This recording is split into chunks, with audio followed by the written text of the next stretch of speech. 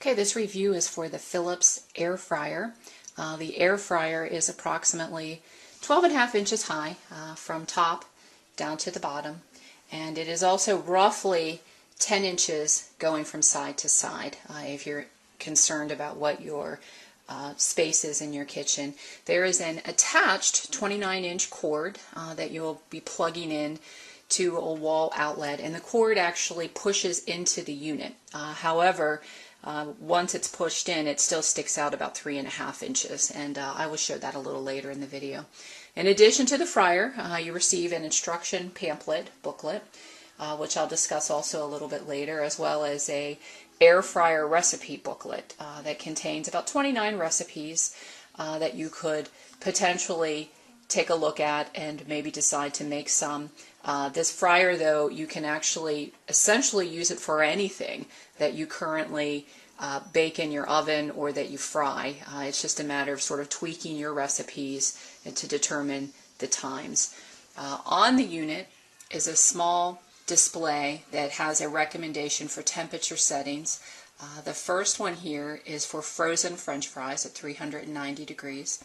Second is for fresh French fries or potato slices, which is 360 degrees. The next one actually is for meat, and that's 360. Down here is for poultry, 360. The 390 degree, this is showing an image of mozzarella sticks, your frozen items. And lastly, then there appears to be like a muffin, and it's suggesting a temperature of 390 degrees. It's very simple to use. There is a display on the front, and here's your power button. You press that on, and your last temperature typically that you used will show up. Digital display, and you can turn your temperature down or up with the mere press of a button. This button here allows you to establish a time if you know how long you'd like your air fryer to be working. Press it again and it brings you back to your temperature. You can either preheat this unit at your respective temperature for 3 minutes, and if you do that, you just simply press this button and you'll hear that whirling noise.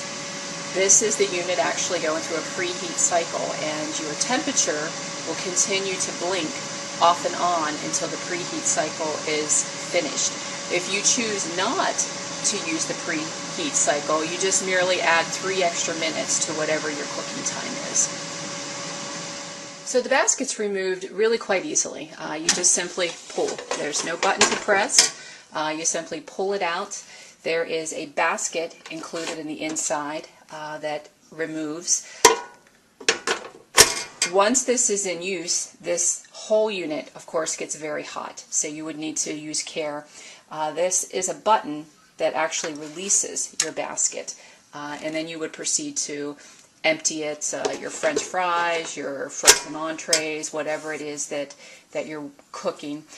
There is an indicator here halfway down. You can see it right here. It's about in the middle of the basket.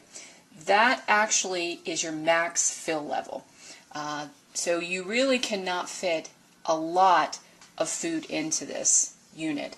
If you have a family of 4, I would suggest that you're going to be cooking in batches for your French fries or anything else that you're going to cook. We have actually cooked wings, hamburgers, French fries, pork chops, and they actually came out very, very well. The meat was extremely juicy.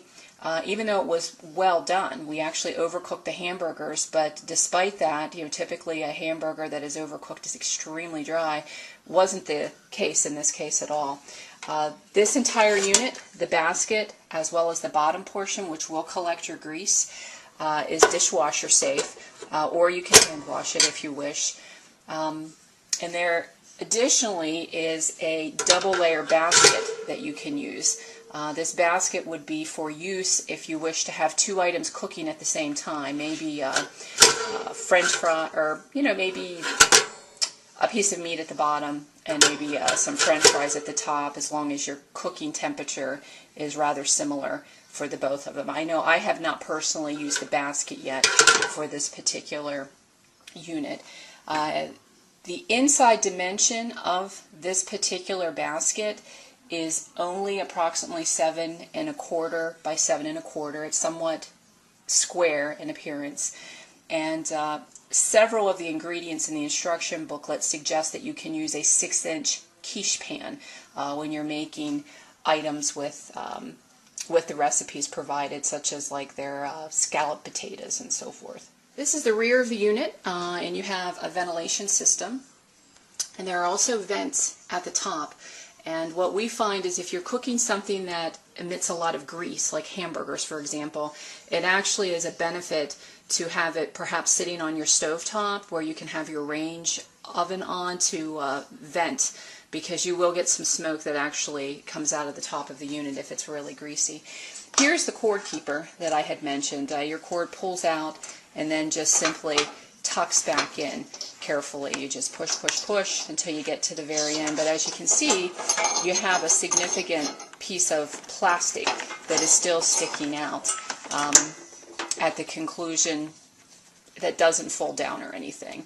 But this actually, if you're using 2 hands, obviously a lot easier, but it actually will go the entire way in, and then you'll just simply have the plug sticking out. The recipe booklet, interestingly, actually shows a model that's completely different than what you receive. The model pictures show a knob on the front, which this unit does not have, and additionally it shows this basket that's overflowing with French fries, which is completely unrealistic. I mean, your basket is only filled halfway, and you would never be able to cook French fries as this picture is demonstrating. The instruction booklet, is this huge piece of paper that is folded up that I actually found very user friendly. They could have certainly designed this a much easier. You've got your picture in the front, illustrations, which of course you need when you're trying to get acclimated to how to use